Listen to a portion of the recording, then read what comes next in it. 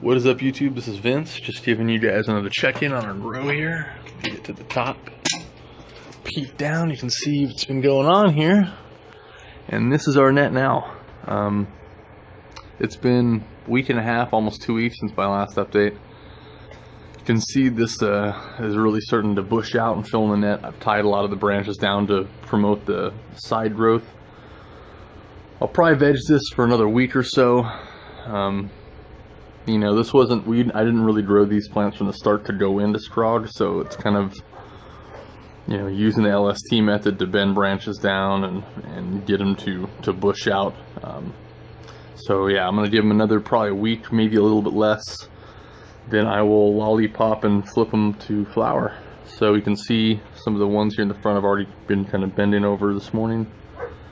Definitely put on a lot of size in the past week and a half. A lot of branches, a lot of bud sites that definitely weren't there just a couple weeks ago. So I'm pretty happy. We filled up this net pretty quickly. If you look at our video, not my last one, but the one before the last one, it was the last one in this room, you can see it was pretty sparse. You could definitely see where these plants were sitting, where their pots were. Now you can, you know, you can't even see their containers pretty much.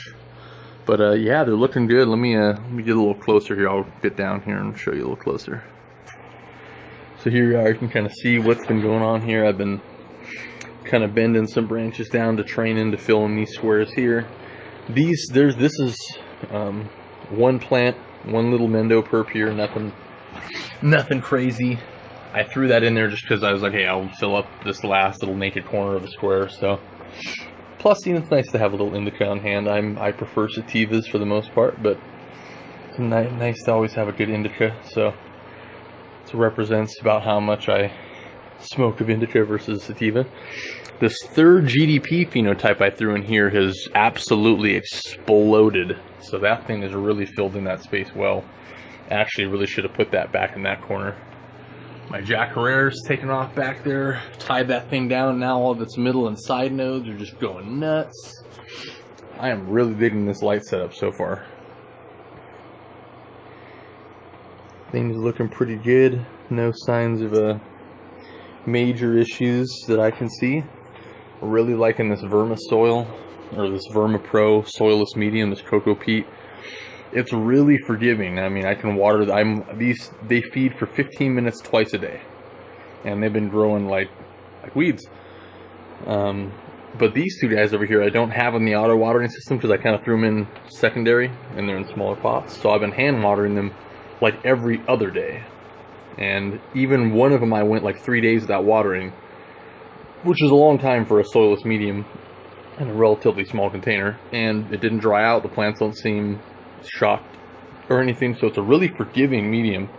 I really liked it. I think this is pretty much what I'm going to start using, depending on, we'll see how the yield looks once all's said and done, but I think I'm going to continue using this. I love this shit. Works really well. I'm going to get down here. You can see where we're going to do a lot of cleanup work down here, and hopefully, you know, we're going to end up lollipopping these and cleaning these up, and all the branches that didn't make it to the top or aren't going to make it to the top, they're going to get lopped off. But yeah, we've really filled in this this net pretty well in the past week and a half. If you haven't, check that video a couple days ago and you'll see what I mean. It was pretty pathetic. It was, I thought, 3 weeks until we would see something like this, where I would even consider starting to put it into you know, flower. Temp's looking good, 77 degrees, 53% humidity. That light, I have that light about 5 feet off of this net. Somebody asked me a question about on my Instagram about trellis net and how far I keep it when I put the plants under it. With this particular light, they recommend 3 to 4 feet between your canopy and the light. It's a big light, throws out a lot of light. You don't need to keep them that close. You don't want to hurt your plant. These are mainly used for greenhouse applications. So what I did is, this is about 3 feet off the ground. I let the plants grow into it, and then that's going to give them a good, you know, 1.5 feet or so of stretch. You know, if I've never grown these strains before, so I don't know how much they're going to stretch. They may not at all. They may stretch, you know, 2 feet, I don't know. So I wanted to make sure that I gave him enough room to grow. Obviously the light's penetrating down. I mean, this is, like I said, this is 5 feet away from this light, and this plant has grown quite a bit in the past week. This one, same deal. You know, this was a 5.5 foot plant, or this is about 5 feet from the light.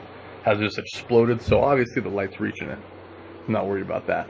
But yeah, everything is looking good. My next update will be probably when we go ahead and flip them to flower. So it'll be like their first day of the flip. I'm gonna pull down that the Nanolux double jacketed metal halide and put in the high pressure sodium in there, and we'll be rocking. Got my little reservoir out here, jury rig reservoir, and I hooked up to my timer to feed twice a day. So yeah, this room is pretty much just on autopilot. Should I keep the water full? Alright guys, hit me up if you have any questions, tips, concerns. Otherwise, I'll see you in a week or two. Bye-bye.